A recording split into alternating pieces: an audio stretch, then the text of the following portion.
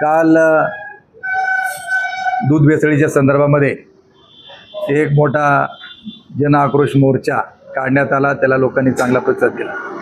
तदनंतर तालुक्याचे आमदार दिलीपराव वळसे पाटील यांनी जनसंवाद मेळाव्याचं आयोजन केलं होतं.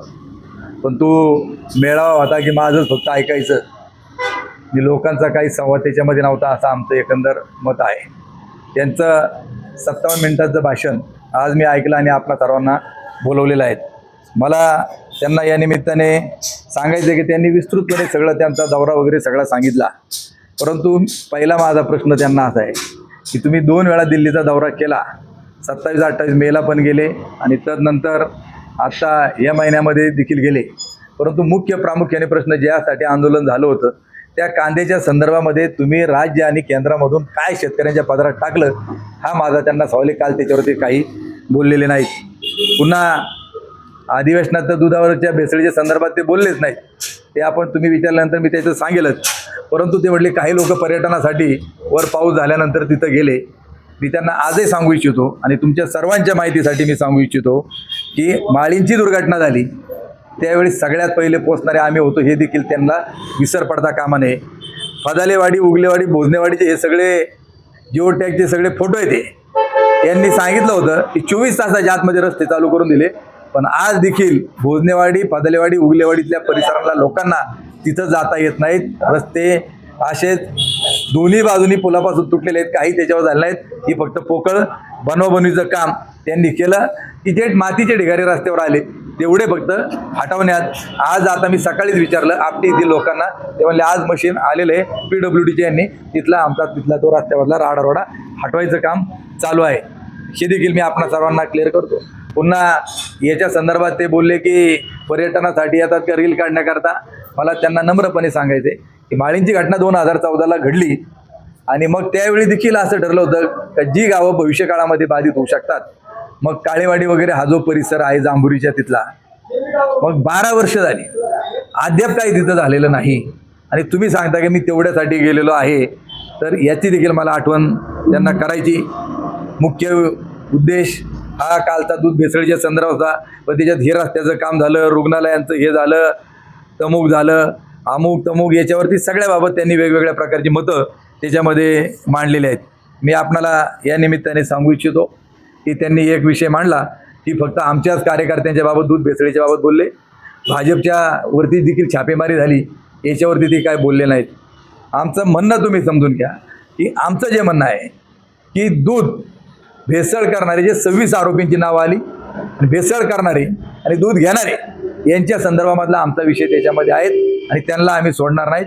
आम्हाला आमच्याकडं अजून कागद आम्ही विचारतोय की हे भेसळीचं दूध घेणारे कोण, आम्ही आरोपींवरती बोलतोय आणि हे जे आरोपी आहेत हे यांच्या जवळचे आहेत. याच्याबाबत त्यांनी काही चकार शब्द देखील त्याच्यामध्ये काढला नाहीत. मग तो भाजपचा असो आमच्या पक्षाचा असो, त्या तांबडेच्या बाबत मी स्पष्टीकरण दिलेले आहेत. त्यामुळे त्याच्यावरती न बोलता, त्यामुळं भाजपला नाहीत, तुमचा मित्रपक्ष आहेत, तुम्ही सरकारमध्ये आहात, तुम्ही त्याचा छडा लावा, हे देखील मला त्यांना सांगायचे. आणि म्हटले की लोकांच्या डोक्यामध्ये बऱ्याच जणांच्या भेसळ आहे. आता आमच्या डोक्यामध्ये भेसळ आहे का तुमचीच मिसळ झाली डोक्यात, हे त्यांनी शोधावं. पवार साहेबांची साथ सोडल्यापासून काय झालं आम्हाला काय माहीत नाही. त्यामुळं त्यांनी काय समजायचं ते त्याच्यामधून. शिंगवेच्या घटनेला देखील लहान घटना म्हणून ते संबोधतात. आता काल त्यांच्याच पक्षातले मित्रपक्षाचे गोपीनाथजी पडळकर आले होते, त्यांनी काय सांगायचं ते काल त्याच्यामधून सांगितलेलं आहे. पण आम्ही देखील अशा घटनांचा जाहीर निषेध करतो. सोशल मीडियामध्ये म्हटले फेक अकाउंट काढली जातात आणि त्यांनी स्वतःच्या अकाउंटवरून त्या ठिकाणी हे करावं, कमेंट जे करायचे असतील, काय पोस्ट करायचे असेल, मग देखो आगे आगे बढतात. तुम्ही काय दमबाजीची भाषा करता काय नव्हता, ही लोकशाही. मला त्यांना सांगायचं तुम्ही एवढं सांगता फेक अकाउंट, की वळसे पाटील साहेब हा आंबेगावचा नारद मुनी हे अकाउंट कोणाचं आहे, हे कोण चालवतो, याचं उत्तर तुम्ही दिलं पाहिजे. त्याचप्रमाणे दुसरं फेक अकाउंट त्याच्यामध्ये रामदास सुकरे हे अकाउंट कोणाचं, त्यानंतर कॉर्नविट हे कोणाचं, त्याचबरोबर अजून पुढचं एक अकाउंट आहे शेतकरी पुत्र 0909, हे कोण चालवतं. तुम्ही गृहमंत्री होता ना, तुम्ही आता छडा त्या ठिकाणी लावा. आमची कोण आहे ती पण बंद करून टाका आणि तुमची जी आहेत ना ती बंद करून टाका. हे माझं जाहीर त्यांना उघड चॅलेंज आहे. याचं देखील त्यांनी सोक्ष का असेल ते त्यांनी लावायचं काम आहे. माझ्या संदर्भामध्ये त्यांनी काही गोष्टींचा उल्लेख केला की रस्ते अडवतात. मला त्यांना जाहीर सांगायचे की देवदत्त निकमने कुठला रस्ता जर अडवला असेल तर तुम्ही येऊन सांगा कुठला आहे, काय तहसीलदारला पाठवा, नाहीतर प्रांतांना कुठला पाठवा, कुठला रस्ता त्यांनी अडवलेला आहे त्याचं नाव आमदारांनी जाहीर करावं, नाहीतर त्यांनी माफी त्याच्या संदर्भामध्ये मागितली पाहिजे. त्याचबरोबर पतसंस्थेच्या बाबत बोलले की जवळपास 2005च्या दरम्यान एक पतसंस्था इथे सगळे पिंपळगाव फाट्यावरती असणारे भीमाशंकर जीप रिक्षा चालक मालक संघटना त्यांनी सर्वांनी काढली. मला त्यांनी सांगितलं की तुम्ही त्या संस्थेचे अध्यक्ष व्हा. म्हटलं मला काही वेळ नाही, म्हटलं तुम्ही असलं तर बरोबर. ती संस्था चालू झाली, त्याच्यानंतर कर्ज वाटप त्याच्यामध्ये झाली आणि तदनंतर ती पतसंस्था काही कारणास्तव की कर्ज जी वाटली गेली त्याच्यामधून पुन्हा रिकव्हरी झाली नाही आणि त्या मुलांना ती काही चालवता आली त्याच्यामध्ये नाही.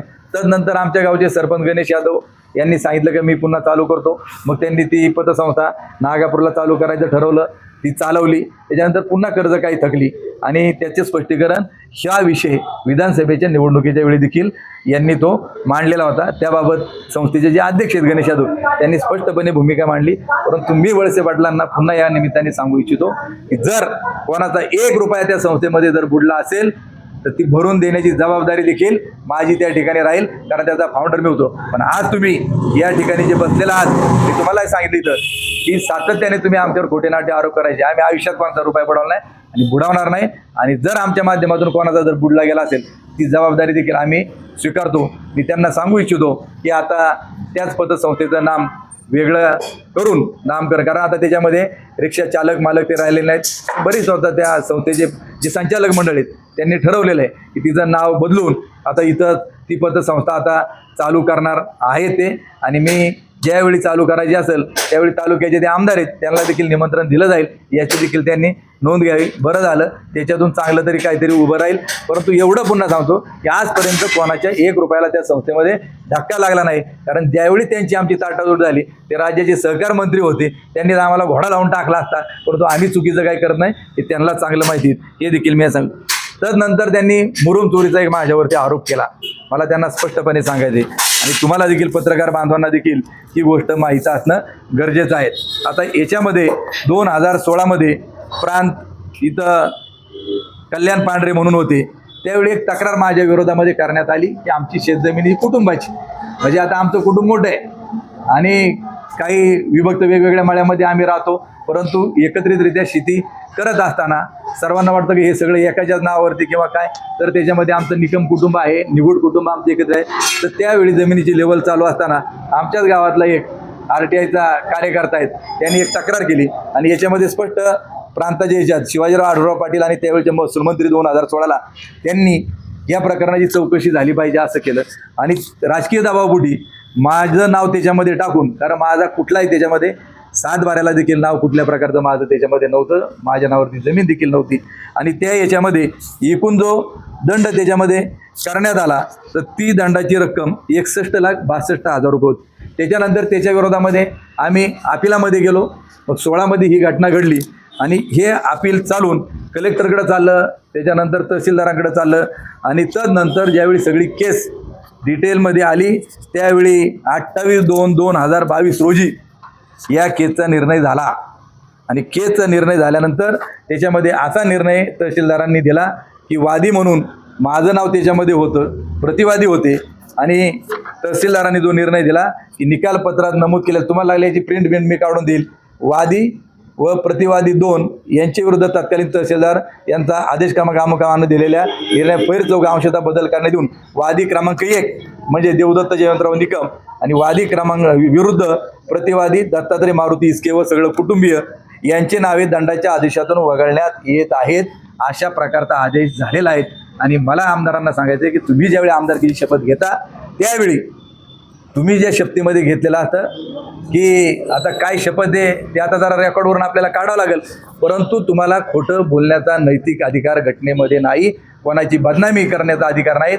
मला या निमित्ताने सांगायचे, जर 25 लाख रुपये तुम्ही म्हटलात की मी सांगून माझ्या हातापाय ते पडले 25 लाख रुपये दंडावरती ते हे करण्यात झालं, आमदारांना माझं जाहीर आव्हान आहे, जर 25 लाख जर दंड झाला असेल ती ऑर्डर त्यांनी दाखवावी. 25 लाख मी दंड भरला असेल किंवा 10 रुपये भरला असेल ती पावती त्यांनी त्या ठिकाणी दाखवावी. आता 25 लाखाचं त्यांचं म्हणणं आहे, मी तुम्हाला ही ऑर्डर याच्यात निकालाची ही दाखवलेली आहे. तर त्यांनी माझ्या जो मानहानी केली माझे म्हणजे काय आपण त्याला म्हणतो, बदनामी केली, याबद्दल त्यांनी जाहीर माफी मीडियाच्या समोर मागितली पाहिजे. हे माझा त्यांना रोखटोक सवाल आहे. तुम्हाला कोणी असा घटनेने अधिकार, तुम्ही तालुक्याचे आमदार आहात, तुम्ही जबाबदारपणे त्या ठिकाणी पुराव्यानिशी बोललं पाहिजे. जसं मी पुराव्याने सांगतो, आढळराव पाटलांचं मी नाव घेतलं कारण त्यांचं नाव ह्या ऑर्डरमध्ये काही त्यांनी चौकशीची त्यावेळी मागणी कारवाईच्या बाबत केलेली होती. अशा प्रकारचा आहे.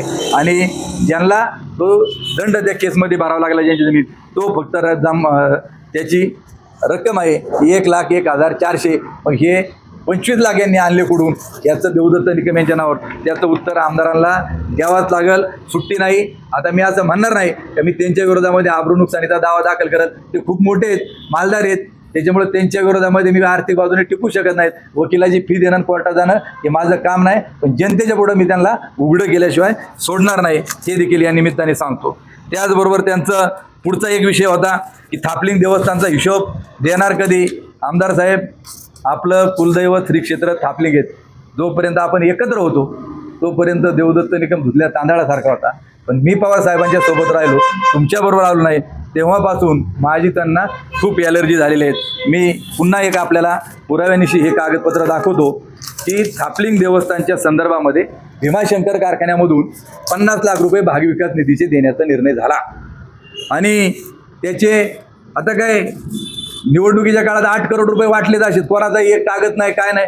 परंतु आता देवदत्त निकम त्या ट्रस्टचा अध्यक्ष आहेत, ट्रस्टी तिथं आहेत, ग्रामस्थ आहेत. मग अडवायचा कसा?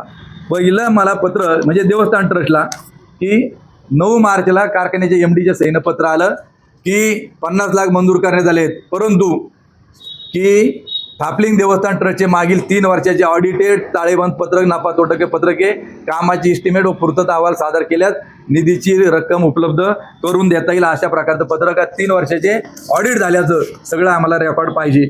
आणि तदनंतर 26 मार्चला यांनी आम्हाला पत्र दिलं, 9 मार्चला, 26 मार्चला आम्ही सगळी कागदपत्र दिली आणि त्याची पोच कारखान्याकडून 28 मार्चला ही मिळालेली आहे. आणि आपणा सर्वांच्या माहितीकरता सांगतो की त्यांना जे ऑडिट रिपोर्ट दिलेत हा 21-22चा आहे कारखान्यात, त्याच्यानंतर हा 22-23चा आहे आणि हा जो आहे 23-24चा आहे.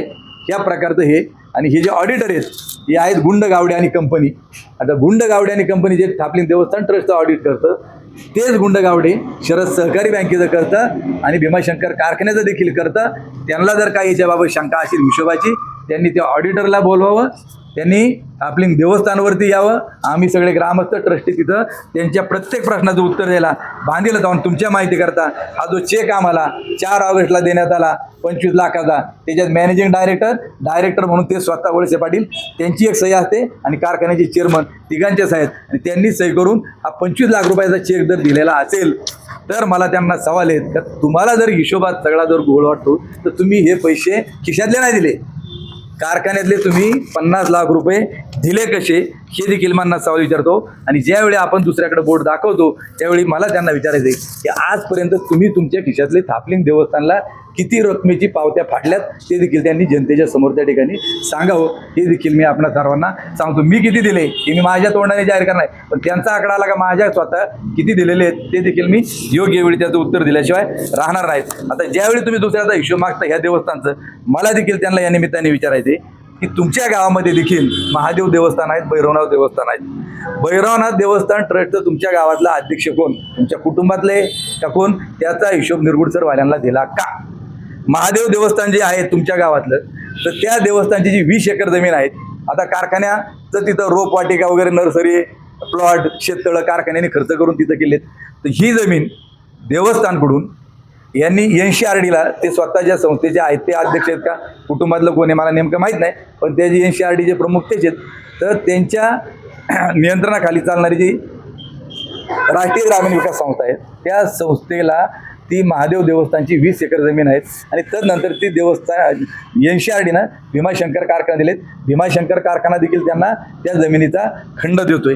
मी आपणाला सांगू इच्छितो की आमच्या गावात देखील 8 एकर देवस्थानची जमीन आहे. ती जवळपास किती रुपये खंड एकरी, 48,000 रुपये एकरी खंडाने तिचा लिलाव झालेला आहे. मी म्हणतो नाही 48,000, 40,000. आपल्या तालुक्यात आज जमिनीचा काय रेट चालला आहे खंडाचा, बाग आहे ती 35,000 रुपये एकराच्या पुढे झाला आहे. मग आपण कमीत कमी 35,000 रुपये धरले तर 7 लाख रुपये वर्षाचे त्या ठिकाणी खंड त्या महादेव देवस्थान जमिनीचा होतो. मग आता 20 वर्षे यांच्याकडे आहेत NCRTकडं का 15 वर्षे आहेत, जरी आपण धरले तर 1 कोटीच्या खाली त्याचा रक्कम होत नाही. मला त्यांना हे विचारायचे का ह्या महादेवाच्या जमिनीचा तुम्ही निरगुडसर ग्रामस्थांना हिशोब कधी देणार आहात का दिलाय? जसं मी थापलिंगला तुम्हाला बोलवतोय तसं आम्हाला किंवा मीडियाला सगळ्यांना बोलवा, कारण निरगुडसर ग्रामस्थांना मी या महादेव देवस्थानच्या जमिनीचा सगळा हिशोब दिलाय हे देखील मला त्यांना या निमित्ताने सांगायचे. त्याचबरोबर त्यांनी एक डान्स बारचा उल्लेख केला. आता मला माहीत नाही की कोणाचं बद्दल त्यांना डान्स बारच्या बाबत बोलायचं. आता आमचं ना परमिट रूम ना काही, त्यांचं होतं एक राज वाईन्स म्हणून विश्रांतवाडीला एकनाथ शेट्टीकरांच्या नावावरती एक दुकान होतं, पण लई आरोप प्रत्यारोप व्हायला लागले, त्यांनी ते विकून टाकलं मस्क्यांना पुण्यामध्ये. त्याच्यामुळं ह्या डान्स बारला कोण गेलेलं आहे, काय गेलेलं आहे, कोणाचं आहेत. आणि तुम्हाला जर एवढं डान्स बारबद्दल वाईट जर वाटत होतं, तुम्ही राज्याचे उत्पादन खात्याचे एक्साईज मंत्री होतात, उत्पादन शुल्क राज्याचे गृहमंत्री होतात, RR बाबांचं नाव झालं की त्यांनी डान्स बार बंदी केली, तर तुमच्या काळात हे बार चालू का होते हा देखील माझा त्यांना सवाल या निमित्ताने आहे. तुम्ही आज देखील आमदार आहेत, तुम्ही का बारच्या विरोधामध्ये बोलत नाहीत की बार बंद केलेत? आणि तुमच्या मांडीला मांडी लावून बसणारे आता किती बारवाले आहेत, किती वाईन शॉपवाले आहेत, त्यांना उमेदवारी कशा काय तुम्ही देता? याचा देखील मला त्यांना खुलासा या निमित्ताने विचारायचं आहे. आणि ते कोणाबद्दल नेमके बोललेत ते कळलं पाहिजे, आणि कुणी नेलं, कुठं नेलं, काय त्यांच्या क्लिप असतील एकदा त्यांनी लोकांच्या समोर त्या ठिकाणी दाखवत ना. पण मधल्या काळात निवडणुकीच्या वेळी आम्हाला पाहायला मिळालं की यांनी सगळे कार्यकर्ते कुठं कोकणात गणपतीपुळ्याला का अलिबाग कुठं नेले होते? अलिबागला तिकडे नेले होते. त्यावेळी सगळ्या बाऱ्या नाचताना डान्सच्या तुम्ही सगळ्यांनी पाहिलेल्या आहेत, कोण कुठं नाचतो, कोण कुठं नाचतो ते लोकांना सगळ्यांना माहिती. त्यामुळे त्याच्याबाबत त्यांनी काय सांगायचं काही कारण नाहीत. बिबटेच्या बाबत देखील आंदोलनाच्या संदर्भात ते बोलले, काय असेल ते. मला एक त्यांना विचारायचे की आम्ही सगळे शेतकरी या जिल्ह्यातले सगळी लोक आली होती, जुन्नर, आंबेगाव, शिरूर सगळ्यांनी आंदोलन केलं, म्हणून एक निर्णय त्या ठिकाणी झाला का पकडलेला बिबट्या त्या ठिकाणी सोडायचा. आता ते म्हणले की हल्ले तिकडे झाले शिरूर तालुक्यात, आंदोलन आंबेगावला का बरं तुम्ही असं भेदभाव करायला लागले शिरूरवाले आणि आंबेगाववाले? अरे हा विषय राज्याचा आहे, देशाचा विषय, आणि त्याच्याकरता जर कुणी पुढाकार घेत असेल, आणि या तालुक्यात कोणावरच हल्ला झाला नाही. आपल्या ठाकरवाडीची काय नाव त्या महिलेचं, पूजा जाधव, नांदूरच्या ठाकरवाडीची महिला, तिच्यावर बिबट्याने हल्ला केला, ती त्याच्यामध्ये मयत झाली. तिच्याबद्दल तुम्हाला काय वाटत नाही? तुमच्याच मतदारसंघामध्ये जांबूत येत नाही, पिंपरखेड येत नाहीत, आणि सांगता का आंदोलन इकडं का केलं? मग मला त्यांना विचारायचे की आंदोलन जर तिकडची घटना घडली शिरूरमध्ये, आंबेगावमध्ये घडली, पण तुम्हाला माहीत नसेल, मग आंदोलन इथं काय केलं? मला विचारायचं, भीमाशंकर कारखाना हा आंबेगावमध्ये, पारगावमध्ये, मग तिथं तुम्हाला कारखान्याच्या वार्षिक सभेला गोंधळ घालायला शिरूरवाले चालतात? तिथं वाल्ल्या चालतो का तुम्हाला? त्याच्याबाबत नाही काय बोलायचं, याच्यावर त्यांनी उत्तर द्यायला पाहिजे. त्याचबरोबर एक कुटुंबाच्या संदर्भामध्ये देखील मे 2024 देखील मला देखील एका गुन्ह्यामध्ये अडकवण्याचा प्रयत्न केलं. आमच्या कुटुंबामधल्या काही 2 लोकांना त्याच्यामध्ये आरोप करून, त्याच्यात खोटे नोटे लोक पैसे देऊन, निवडणुकीच्या काळामध्ये रुपाली चाकणकरला इथं आणून वेगवेगळ्या प्रकारचे आरोप माझ्यावर करण्यात आले, हे करण्यात आले. परंतु जे गुन्हे त्यावेळी दाखल झाले होते त्याचा निकाल देखील कोर्टामध्ये झाला, आणि त्याच्यामधून निर्दोष मुक्तता आमच्या कुटुंबातल्या लोकांची. ते म्हटलं पुतण्या नाही, माझा चुलत भाऊ होता. मी त्यावेळी सांगितलं, आजही सांगतो की आजही तुम्ही जाऊन पाहू शकता.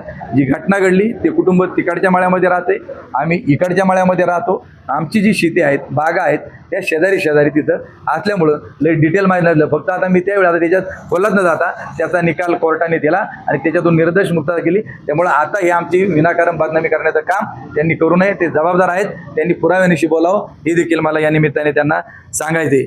त्याचबरोबर पुनर्वसनाच्या जमिनीच्या संदर्भामध्ये काय बोलले की ज्यावेळी कोणालाही जमीन घ्यायची असते तर त्यावेळी ती जमीन कोणालाही घेता येते. मग फक्त आदिवासीची जमीन कोणाला घेता येत नाही, आणि जमीन घेता असताना सरकारची परवानगीनं घ्यावी लागते. मी स्वतः असेल, आमच्या कुटुंबातील व्यक्ती असतील, आम्ही देखील आमच्या गावामध्ये जमीन खरेदी केलेल्या आहेत.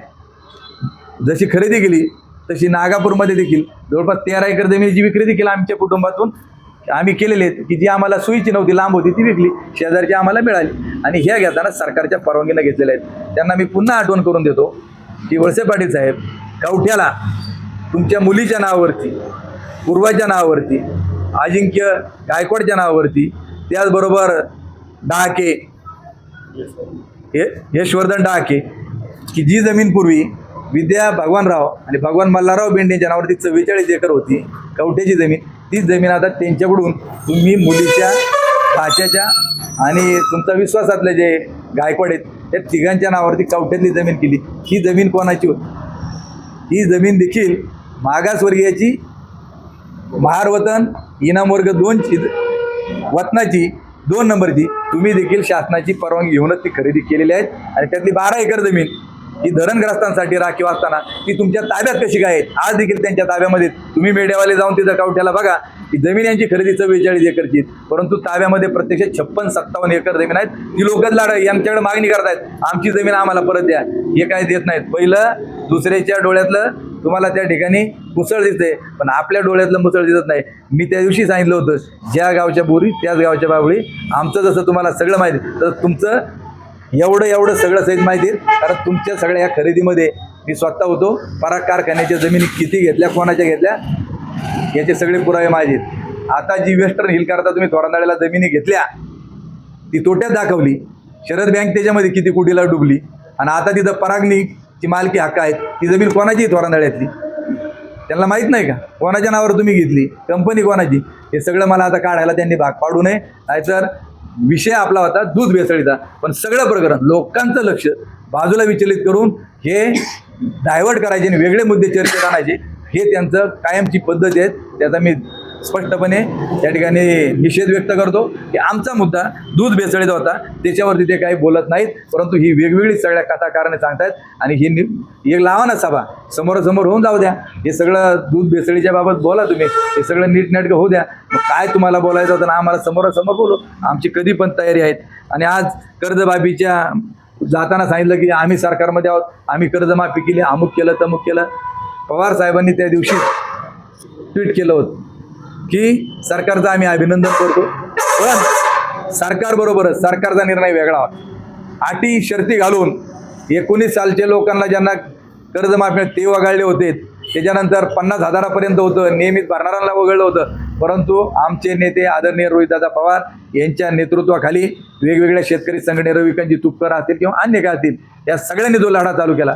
पंढरपूरमध्ये तिथं उपोषणाला बसले, सरकारचे प्रतिनिधी तिथं आले, त्यानंतर चर्चा झाली, आम्ही देखील त्या आंदोलनामध्ये पंढरपूरला सहभागी होतो. म्हणजे हे यश तुमच्या फक्त सरकारला त्या ठिकाणी नाही, तर त्याच्या विरोधात आवाज उठवला लोकशाहीमध्ये सर्व जनतेने, म्हणून सगळ्यांना त्या आहेत. त्यामुळे तुम्ही काय पाठ थुकून घ्यायची स्वतःच गरज नाही, हे देखील मला त्या या निमित्ताने त्यांना सांगायचं.